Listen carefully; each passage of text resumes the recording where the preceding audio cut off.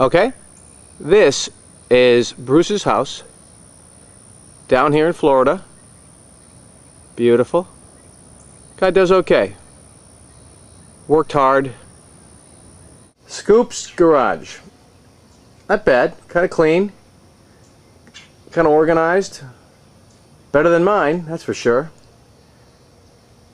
Anyway, what I'm pointing out is this right here. This big box. This big box, as you can see, is got many boxes to it. This is a crate of Bruce's new book, well, his revamped book, Prophet or Madman.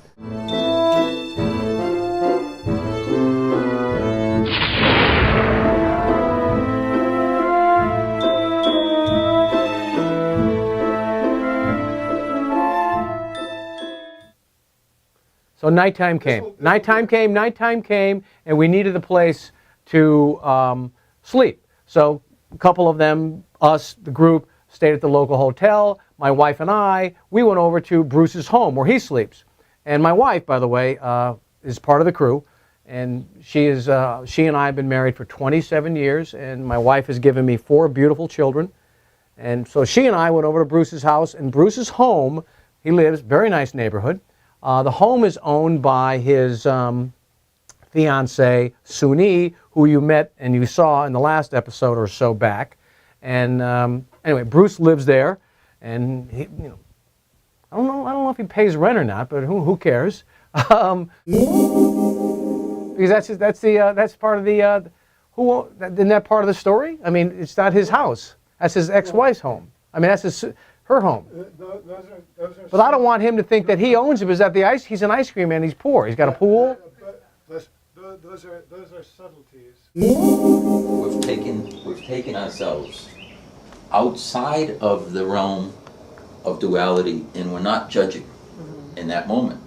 How else are you going to be content either way? Right?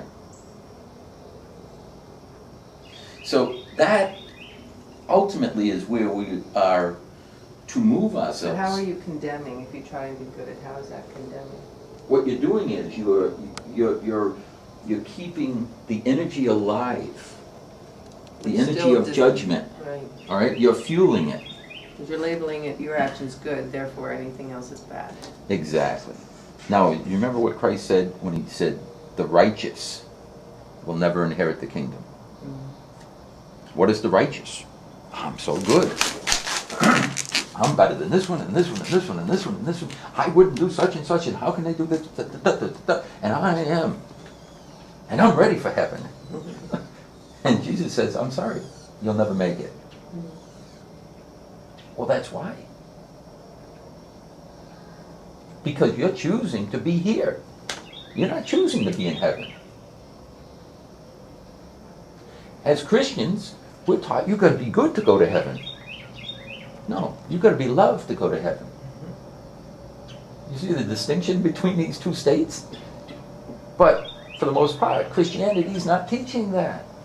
And that's exactly why, because we're teaching judgment, that's exactly why we can drop bombs on another country and kill people.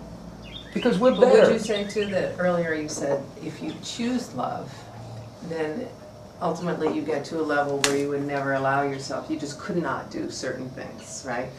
That we would label bad. So ultimately, if you choose love, you're never going to be able to do something that in this world we would call it bad. You would only do good things. Ultimately, I would say that if you're choosing love, you're allowing spirit to dictate your action in every given moment. And everything you do is going to bring positive response from the universe. I don't want to say it's going to be good or bad. It's going to be a positive, growing experience.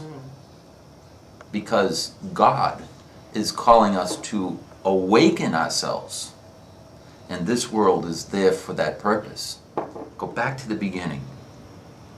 We were awakened to our oneness with God. We're communicating with God. What changed? According to that story, the only thing that changed The apple is representative of choosing to see things dualistically.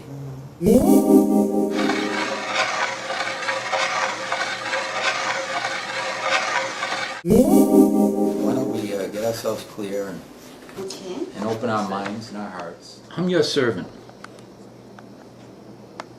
We think in terms of we're God's servant. Right. But God is there as our servant. That's quite a little different twist here. It's a big twist. Isn't it? God's our servant? Constant. What do you want? He's calling us, but at the same time saying, I got to serve you. You're really an ice cream, huh? This isn't some joke? Is it a joke? I don't know. What? Do you think that your husband has all his marbles? Do you think that he's insane or he's a madman?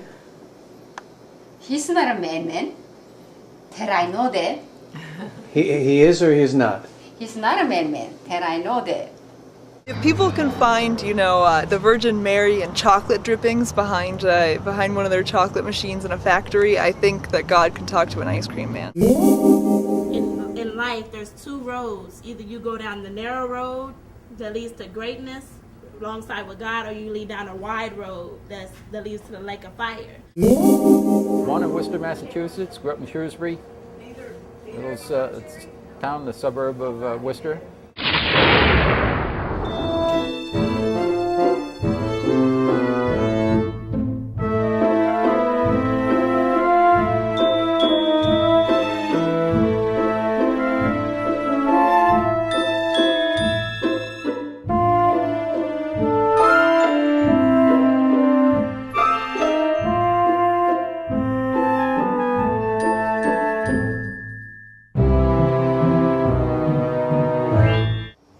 I'm sharing with people what I know to be true.